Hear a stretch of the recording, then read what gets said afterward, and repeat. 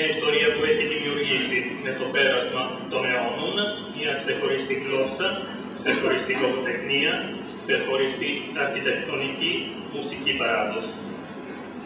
Μια ιστορία επηρεασμένη από το κλίμα και από το περιβάλλον. Πολύ πέτρα, παρκετή και μαλακιά, που επεξεργάζεται πολύ εύκολα, υπάρχει θάλασσα, ελάχιστο πόσιμο νερό. Δεν υπάρχουν ποτάμια ούτε λίμνες. Οι επιδρομές των Τούρκων και των Σαρακινών έχουν πλήξει πολλές φορές αυτές τις περιοχές. Μετά υπάρχουν οι καλλιέργειες, οι χιλιετής ελαιώνες, όλα αυτά τα πράγματα θα τα βρείτε σε εικόνες, σε λόγια μέσα στο βιβλίο.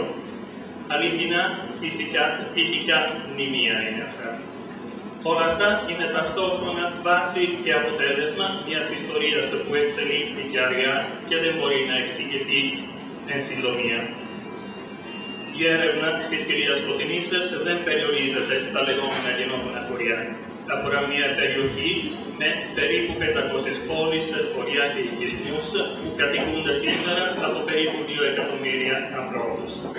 Στο πρόβλημα της καταγωγής των Ελληνόφωνων, που βέβαια πιστεύουμε ότι μάλλον έχει λυθεί.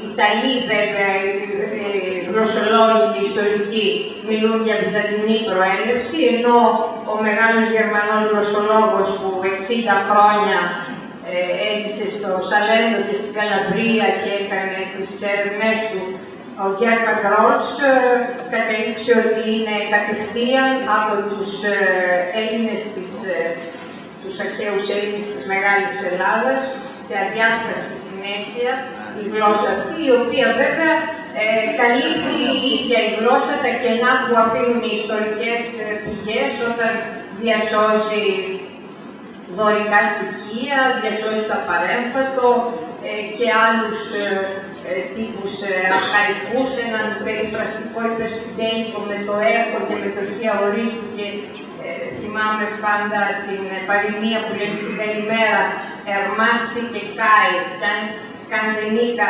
μαστόντα ή χακαόντα». Αρμάζομαι, παντρεύομαι, που το λένε και στην Ίσυρο νομίζω, στα Λουκάνισσα, ναι, παντρεύτηκα και κάηκα, μα κι αν δεν είχα παντρευτεί πάλι θα είχα καεί. Εκείνο που με συγκλώνησε πραγματικά ήταν το βυζαντινό Σαλέντο.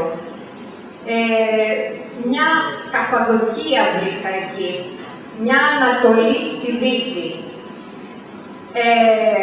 βραχώδεις εκκλησιές, κρύπτες, σπηλιές, ανέβηκα, κατέβηκα, γκρεμοτσακίστηκα σε φαράγγια, ψάχνοντας να βρω πότε τη Μεγαλομάτα Παναγιά του 11ου αιώνα, πότε μια Αγία Εκατερίνη. Όταν γύρευα μια φορά έξω από τον Ναρντό, την πόλη του Ναρντό, στην εξοχή, την κρύπτη του Αγίου Αντωνίου, 3 ώρες αυτή η αναζήτηση μέσα στην κάψα του καλοκαιριού, βρέθηκε ένας χωρικός με όνομα, τι έκπληξη, Λουτσιάνο Καράφα, Λουκιανός Καράφας, ελληνικό, ένα από τα τόσα ατέλειωτα. Δεν θα το πιστέψετε όταν διαβάσετε τα επώνυμα, τα ελληνικά που υπάρχουν εκεί. Και ήταν 2 αν το πει άγιοι, 2 καβαλάριδες άγιοι, ο ένας απέναντι στον άλλον.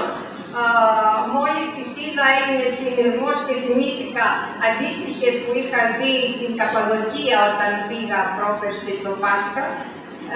Ο Άγιος Γεώργιος και ο Άγιος Δημήτριος, όπως λένε και οι Ιταλοί ερευνητές, στο Κούρση, ένα χωριό που δεν είναι σήμερα ελληνόφωνο, ήταν παλιότερα, μία κρύπτη αναζήτησα, ήμουν με τον καθηγητή Σαλβατόρε Σικούρο και μου έδειξαν έναν κόνο τοποθετημένο πάνω στον δρόμο, σε ένα στενό δρομάκι τη Βία Τριώτη.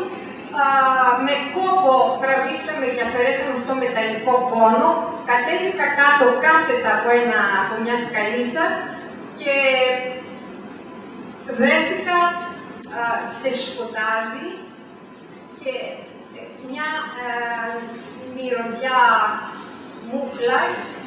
Όταν σιγά σιγά συνήθισα στο σκοτάδι και βέβαια και με τη βοήθεια του λίγου οστού φωτός που έμπαινε από επάνω και ύστερα ξανακατέβηκα και με ένα κερί βέβαια, είχα την αίσθηση ότι κάποιοι με κοιτάζουν, ότι κάποια μάτια πέφτουν επάνω μου.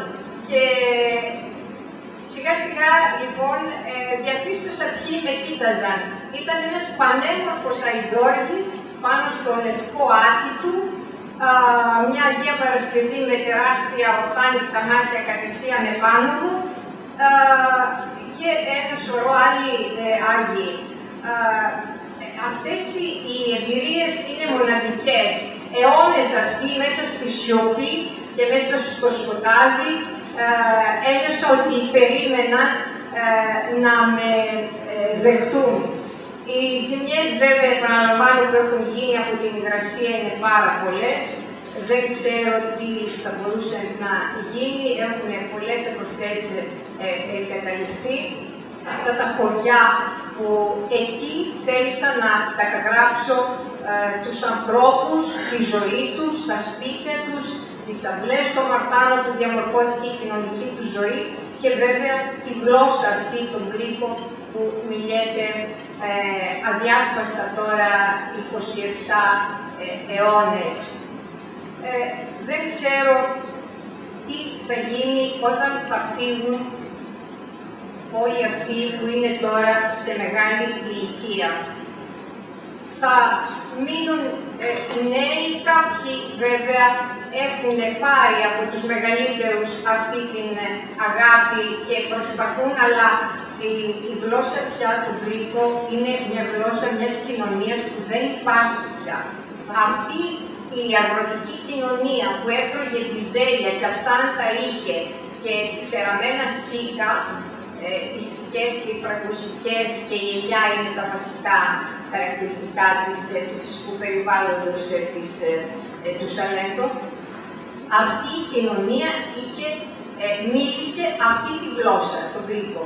Αυτή η κοινωνία δεν υπάρχει σήμερα και όπως καταλαβαίνετε δεν μπορεί η γλώσσα αυτή να είναι ζωντανή στο στόμα των νέων ανθρώπων που είναι όπως και οι δικοί μας νέοι εδώ, μια κοινωνία πλέον ομογενοποιημένη με διεθνείς γλώσσες κλπ.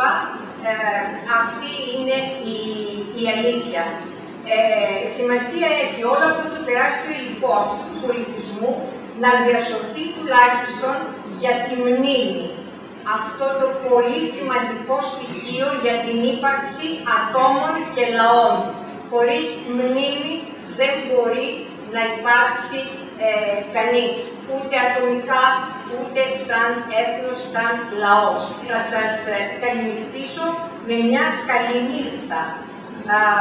Το ποίημα και τραγούδι του μεγάλου καλημερίδη ποιητή Βίτο Ντομένικο Παλούμπο του 19ου αιώνα, ήταν και φιλόλογος, ο οποίος έκανε ένα τεράστιο έργο, συνέλεξε από το στόμα του λαού όλες τις παραδόσεις, τα ποίηματα, τα πάντα. Μάλιστα είχε έρθει το 1996 στην Αθήνα, έκανε διάλεξη στον ιστορικό Παρνασσό, στην αίθουσα του Παρνασσού και εκεί για πρώτη φορά έμαθαν οι Αθηναίοι για την ύπαρξη αυτών των ελληνόφωνων. Έχω κάποια αποσπάσματα από εκείνη την πραγματικά θαυμάσια ιστορική διάλεξη του Παλούμπο στην Αθήνα, όπου ζητούσε το 1896 βοήθεια γιατί χάνεται η γλώσσα και ο πολιτισμός μας. Σκεφτείτε, το 1896 τη βοήθεια αυτή βέβαια δεν πήρε ποτέ. Τέλος πάντων. Λοιπόν, θα κλείσουμε με την καληνύχτα του Παλούμπο και πάλι σας ευχαριστώ πάρα πολύ όλους.